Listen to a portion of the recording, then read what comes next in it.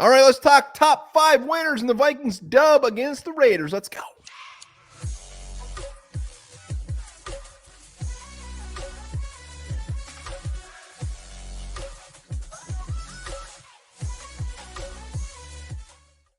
All right, Minnesota Vikings pulling off a completely dominating victory over the Raiders, 3-0. We're going to talk top 5 winners. Let us know in the comments who your winners are. As always, also be sure to hit that like button and hit that notification. Let's go.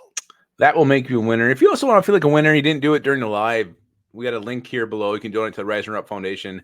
Every donation, every super chat sticker from now till the 20th going to the Rising Up Foundation. So not too late to do it. The link is just below. Yeah, it's the Venmo. Hit us up on Venmo. Anything that comes in through Venmo goes right to them. Let's talk top 5 winners. It might not have been a pretty game, but there was actually a lot of winners in this game. Let's start with an easy one, shall we? Let's do it. Ivan Pace Jr., come on down. You are a winner. Yeah, 13 total tackles, 1 sack, tackle for a loss, a pass breakup, hit the quarterback, and also an interception. What didn't Ivan Pace Jr. do today? Also add in a backflip. The dude was a beast today. We're kind of waiting for Ivan Pace Jr.'s breakout game, and he broke out in a big way today.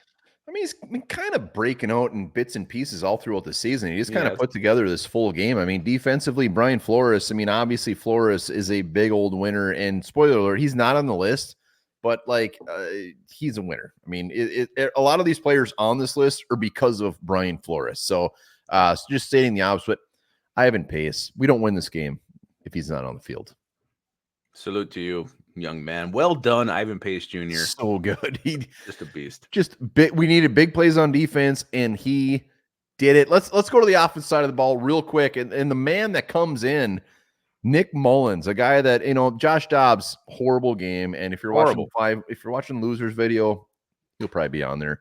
But Nick Mullins comes in and does what he had to do. It wasn't sexy. It's not like he was making these beautiful throws, but he did enough to get a win, 9 for 13, 83 yards, and let us down to that beautiful field goal by Greg Joseph. Yeah, it was enough. Like you said, his first big completion was actually a pass, I believe, was tipped. So maybe the ball placement wasn't great, but it wasn't as bad as what we were seeing from Josh Dobbs. He let us down. We got a field goal.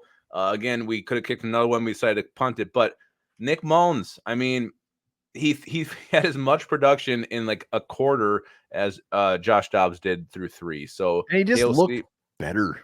He looked like he belonged out on the field. He was confident. With Josh Dobbs, you're never really sure what he's going to do. He sometimes will just kind of turn his shoulder and then the play is dead. Nick Mullins hung in there, and he was even when they wanted to take time, he was like, "Let's get to the line. Let's go." So he took command of this offense, led us to our only points of the game. Nick Mullins, well done today. I will say it was weird when it was almost 2-minute warning and he's trying to hustle everybody up as we're trying to kill time. That was odd, but we're focusing on the positive. Let's go to Josh Metellus, the man, week in and week out, just is balling out. I mean, when you're when other teams are watching the Vikings play, I'm assuming a lot of them are like, who the hell is 44? Who is Josh Metellus? Because he is a real pain in the ass, and that's what he is every week for opposing teams, a pain in the ass, because they line him everywhere, and he's just making plays. Yeah, there was a young man who came on our post game who had a full-blown beard, and he said that, Josh Metellus was his stub because that play he made when he punched out the ball, Hunter Renfrow, again, he had the big gain, and then they had another play, and he punched it out, and that was huge because they would have at least got 3 there. They were inside the 15, maybe inside the 10. Metellus makes the play. It's recovered by the Vikings, and we ended up, running a few plays and punting later. But without that play, Raiders get some points on the board, and who knows how this thing turns out. So Josh Metellus, he's been doing this all season long. We were talking about it in the post game.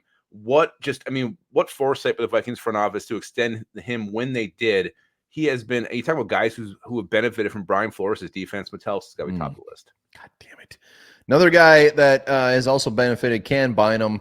Hot damn. I mean, where do you even start with Cam Bynum? I mean, the stat line isn't going to wow you. He had 4 tackles, 1 pass defense. But that play where he punched that thing out from, I believe it was Michael Mayer, their tight end. I can't remember who it was. But he was about to get to tight end. I mean, he just came in, and it was just this beautiful. I mean, perfect. The dude knows what to do to make plays. It would have been a huge first down for the Raiders, but then Bynum comes up, punches that thing out, incompletion. They have to punt.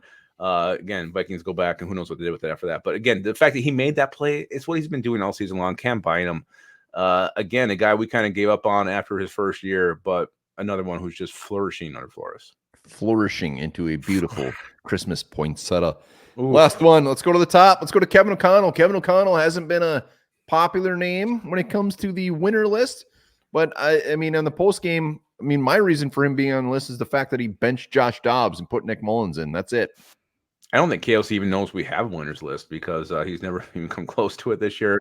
A couple give us a thumbs up on our videos, which we appreciate. But yeah, the fact that he made the quarterback change when he did, realizing that, you know what, Josh, this isn't going to work. We're not going to win this game. We'll be at 0-0. This game will be going on until 8:30 the way this is going. I got to do something. I'm going to put Big Dick Nick in, and it worked. Yeah, it led us to 3 points. Nothing too spectacular, but it was enough to spark this team to make the change. And Josh Dobbs, his future moving forward with the Vikings, who knows what it is. But again, KOC not want to really make changes like this, but I give him credit for doing it and actually pulling the plug on Josh Dobbs when he did. Well, and also, I mean, every team deals with it, but Kevin O'Connell's dealing with some serious injuries this game. Not only coming into it, we lose Jefferson, Brian O'Neill, Dalton Reisner for a while. Some guys on defense were already hurt. I mean, he was overcoming some obstacles. I'm glad you said something after that. Well, yeah, obstacle. I've wanted to say obstacles this whole episode. Let us know your top winners. As always, throw them down in the comments. There's some other ones, but those are the ones that made our list. Those were the big ones. So yes, let us know in the comments your winners. And also remember this: if we were to lay out the age of Earth on a 12-hour clock, the amount of time that humans have existed would be about 1/10 of a second.